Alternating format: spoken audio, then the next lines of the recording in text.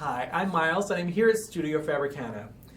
I don't know what time it is where you are, but for me right now it's February and I find it's a great time of year to start thinking about what you can do to be a little bit more environmentally friendly. Today's project is one of those projects that is environmentally friendly. It's a cloth shopping bag. We're making it with a wonderful, strong and durable cotton canvas with this fun print, and we've got strong and durable cotton webbing handles. This project makes a great gift and it's really economical. You can make 2 bags out of 1 meter of fabric, so one for yourself and one for a friend. Let's get started. So the first step in this project is to cut a piece of fabric that is 41 inches long by 20¼ inches wide.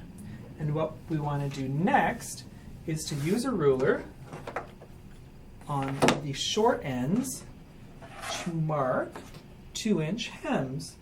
I'm going to use some nice tailor's chalk, which will wash away once the project's finished. Again, I'm marking a 2-inch hem, and this hem is actually going to become the top of our bag. I'm going to repeat that process for the opposite end. Again, marking a 2-inch hem.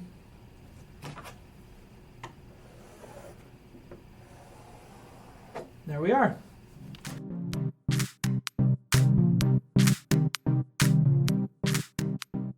Once you've marked your 2-inch hem, you want to bring your piece over to the ironing board, and we're going to crease right along that chalk line. I'm using a fabric that's a cotton or a cotton linen blend. So I've got my iron up pretty high because I want to make a nice sharp crease. I've also got my iron set with steam, so again that helps provide a nice sharp crease. So once we've pressed that first hem, we actually want to double the hem. So we're going to move that raw edge right into the crease that we've already created. I'm not going to do it across the whole thing, I'm just going to start from one side and work my way over. I'm going to rest my iron there, not too long, you don't want to burn your fabric. Then I'll move my iron over while I continue to make that double crease. So where I marked originally a 2-inch hem, we folded the hem in half so we have a 1-inch finished hem.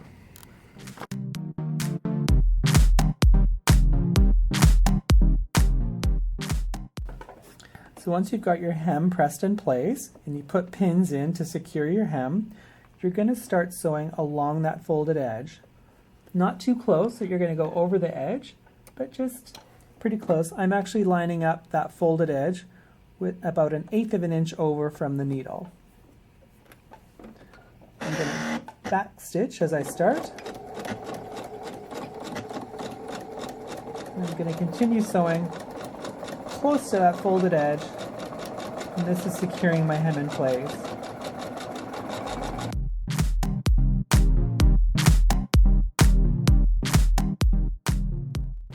So once we've stitched our hem in place and trimmed our threads and back stitched at the beginning of our and ending of our hem, we're going to mark the placement for our straps.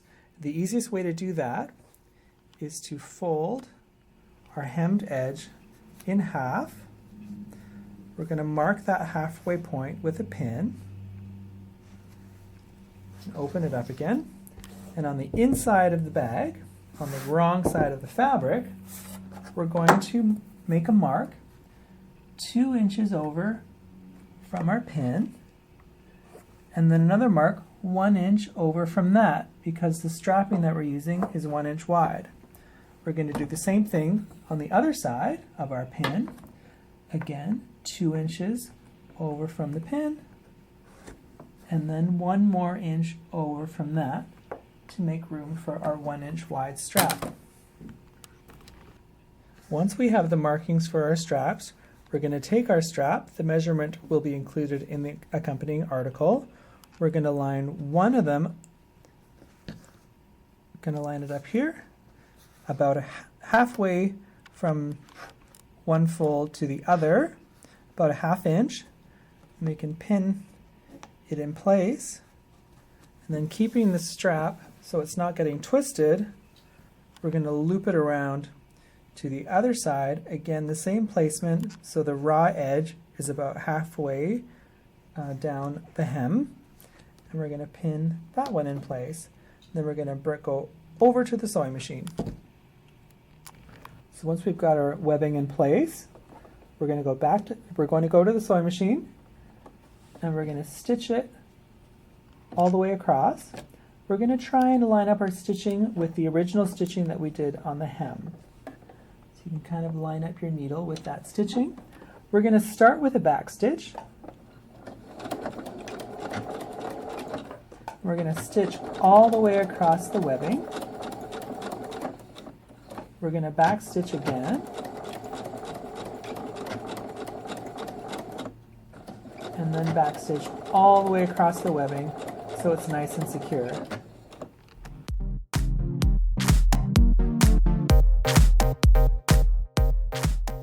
So because we're using a contrast color for the webbing, we've actually at this point switched to black thread to match the webbing. We're going to turn our work over. Because we're top stitching, we want to be working from the face of our fabric. And I'm going to fold the webbing along our stitching line. And we're going to be top stitching the webbing in place from the top. The first thing we're going to do is stitch over very close to our original stitching that secured the strap in place. And again, we want it to be nice and secure, so we're going to do a short back stitch. We're going to stitch across the width of the webbing, and then we're going to leave our needle in our work. We're going to raise our presser foot. We're going to pivot our work around so that we're aiming for where the webbing meets the edge of our work. And then we're going to sew on the diagonal to the edge of the hem. Again, we're going to leave the needle in our work close to the hem edge. And we're going to pivot our work so that we can stitch across the top of the hem, again securing the webbing in place even more. We want this to be a nice and strong shopping bag.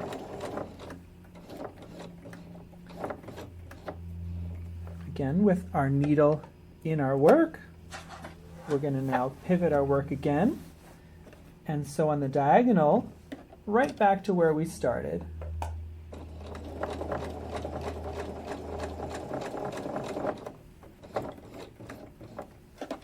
With the needle in our work, we're going to pivot again, and this time we're basically going to frame the little X that we've sewn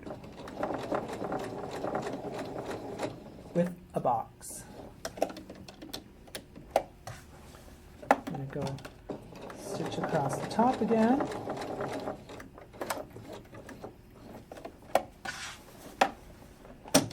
Down the side. And then finally going over our original stitching with the back stitch just to secure it. That is our top stitching.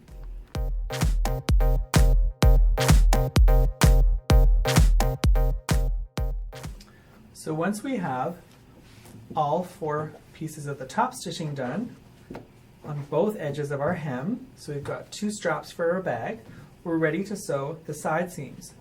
So we're going to fold our bag in half, line up the raw edges, and we're going to sew it first of all with the wrong sides together.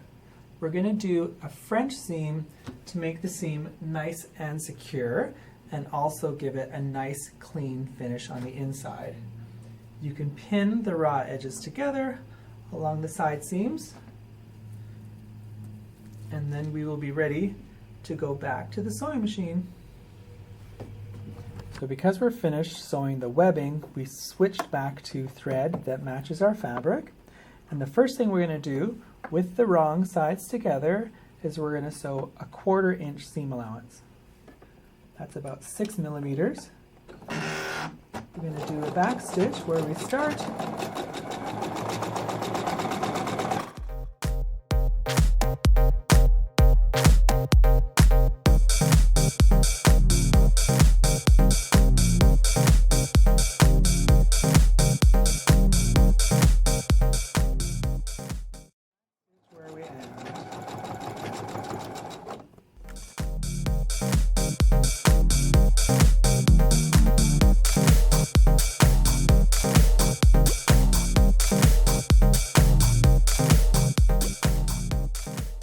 So once we've sewn our 1/4 inch seam and pressed the seam allowances to one side, we're ready to turn our bag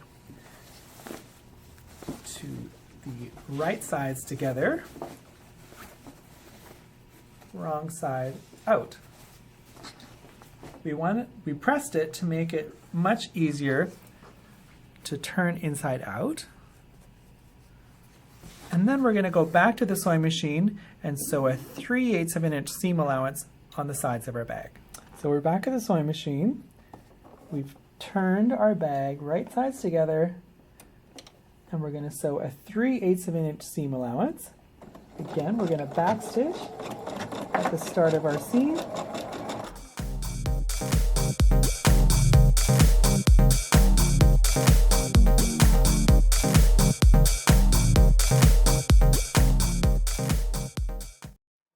Nice secure backstitch at the top. The final step of sewing our bag is going to take it from looking like a book bag, like it does right now, that's really flat, is we're going to sew the corners. So we want to open up the side seams one at a time.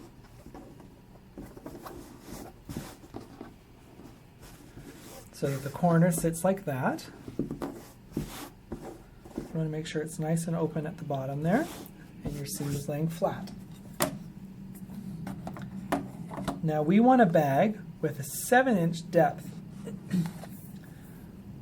So I'm going to use my ruler to mark out 7 inches.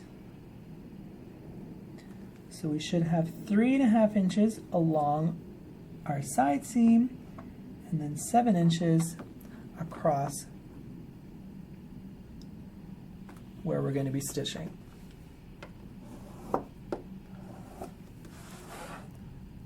So just to clarify, we're going to have 3.5 inches from the point up the side seam, and it should be 7 inches across the bag. So once we have our pins in place, making sure that we're going to be stitching through the right spot, we're going to put our needle right along our marking line. And again, we're going to backstitch to make our bag nice and secure.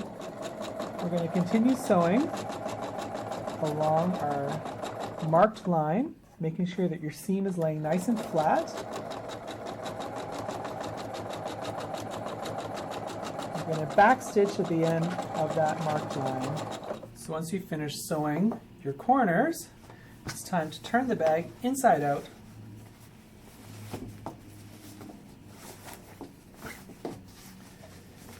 And just to show how roomy this bag is, we're going to pop in some queen size batting just to show you how handy this is going to be on your way home from the fabric store.